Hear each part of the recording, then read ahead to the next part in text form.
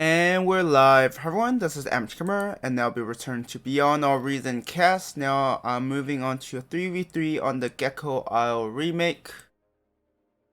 First, orange is dive dash, red is CG Hishlai. I don't even know how you pronounce some of these. Yellow we're just gonna call ice and fires.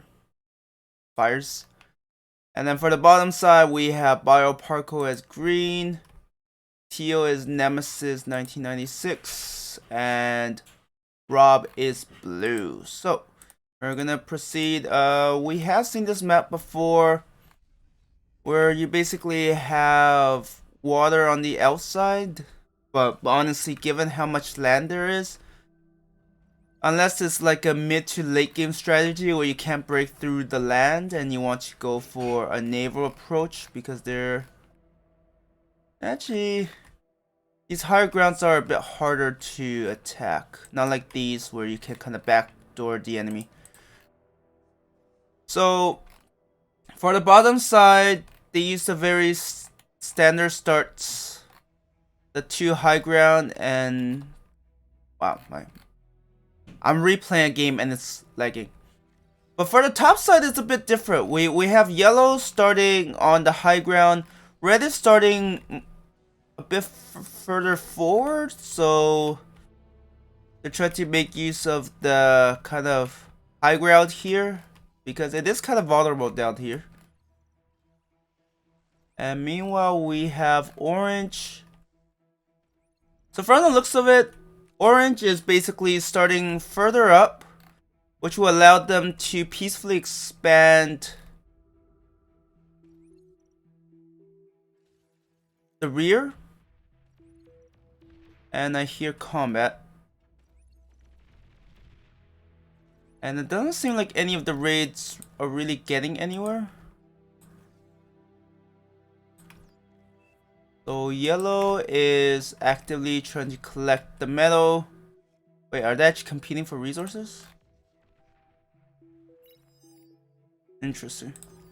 Building radar. I don't know if that's a good radar.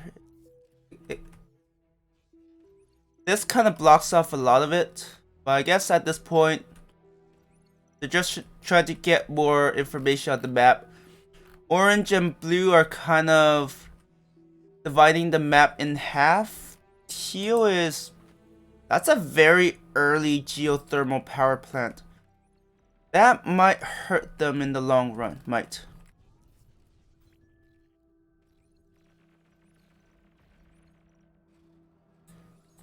Yeah, orange and red are pushing pretty far forward. Green has some presence here. It doesn't look like yellow is gonna be participating that far up anytime soon.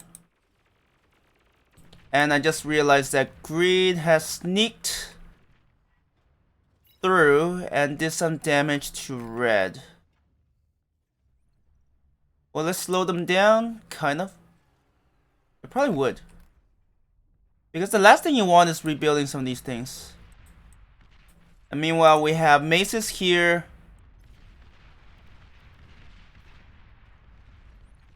Yeah, honestly, the longer orange allow blue to use their artillery, the worse it's gonna get for them. Because in these kind of engagement, yeah, blue gets the advantage. And then we have green finally pushing forward. Okay, let's actually slow it down.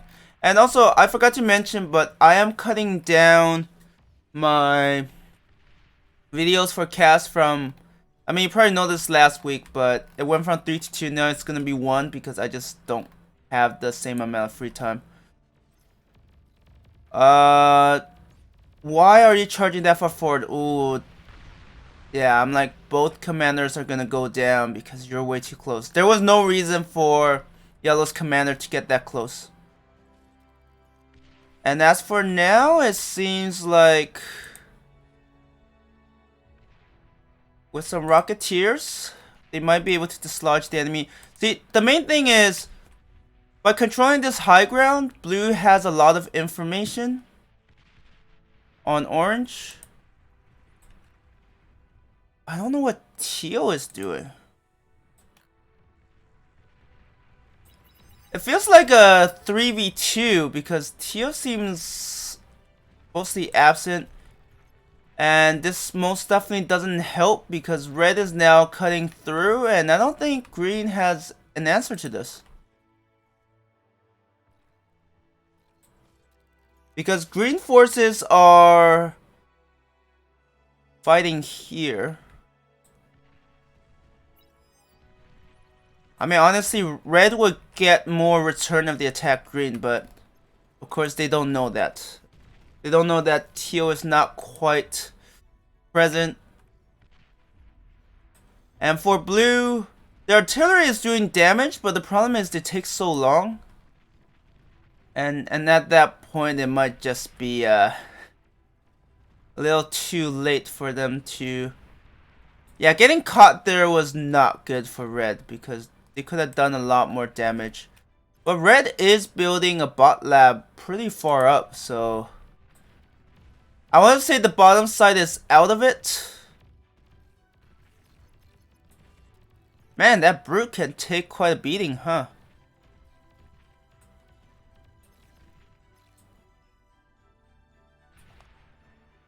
Meanwhile, I'm surprised blue isn't putting any artillery on the high ground.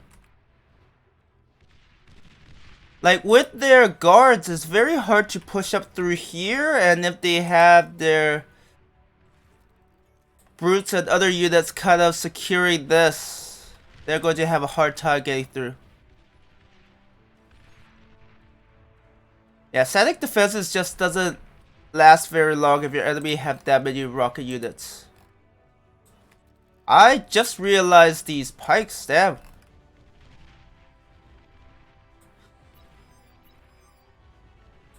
Yep, blue is attacking the rear, which can have big dividends. Because it doesn't seem like any of the other players are able to respond to this. This is what I meant, like, the water is not something you will go for early on. And because they fell back, now orange flag is in complete disarray. So I wonder if they have enough units to hold this off. I just don't know. Blue is definitely making a huge push. So red is making a push.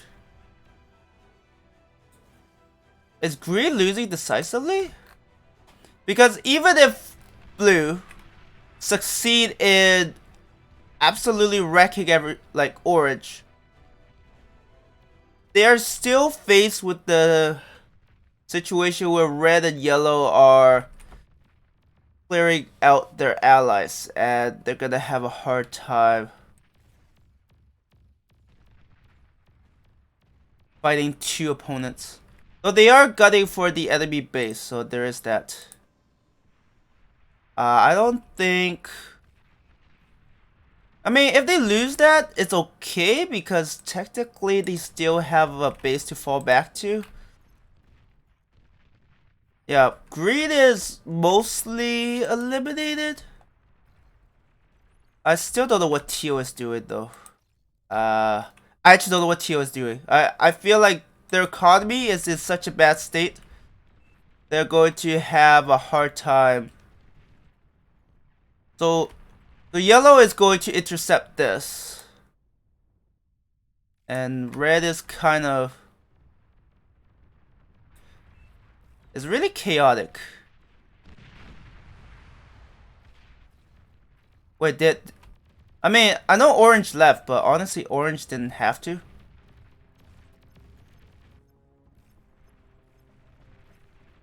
And I do think yellow got a ton of resources from this battlefield.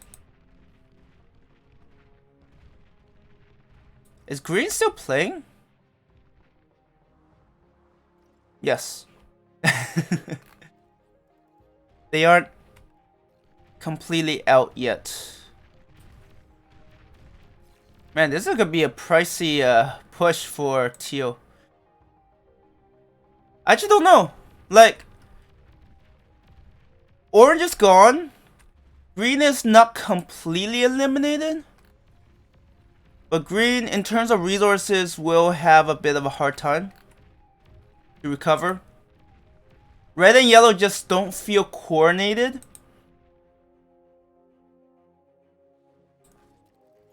Man, these guard pikes are still... But these are arm metal extractors, so... they won't be the easiest to take out. I mean, they'll fight back.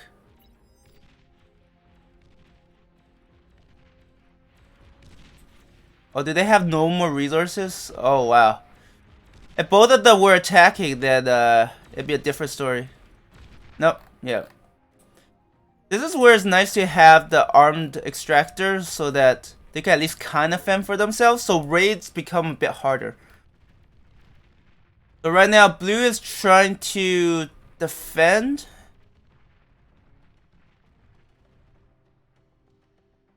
I mean, if they have actively been salvaging all of this, they might have a strong enough force. Well, salvaging or resurrecting. But right now, they're gonna have a bit of a hard time because... Actually, where are red forces? What the heck? What is... I feel like red is a bot.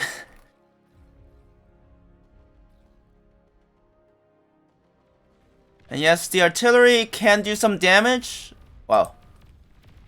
They will want to stay far away. I just think blue is just have too wide of a front to handle, right? So they no longer control this. I mean, it's not the end of the world for them if they don't control that. Wait, was yellow aware the blue's commander was there?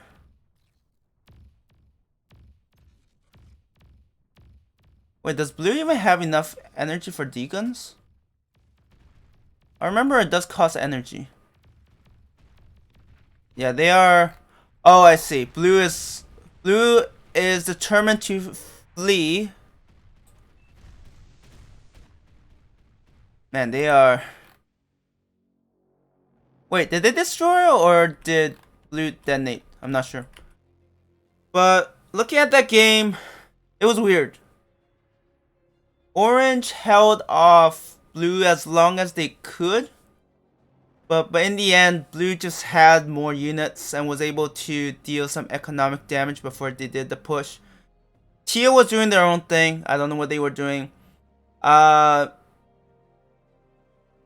Green was doing okay, but it did feel like yellow got small advantages over time until they just eventually came out ahead. Even though it was red who more or less eliminated green.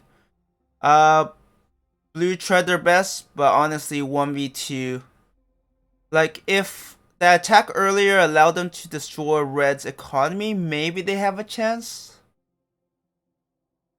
If they were able to salvage or resurrect the units that were lost in their engagement with orange, things might turn around, but that wasn't quite the case. But yeah, that was a little weird, but you know, these games are gonna happen, right? So I'm gonna end the video here. Thank you everyone for watching, and I hope you have a good one.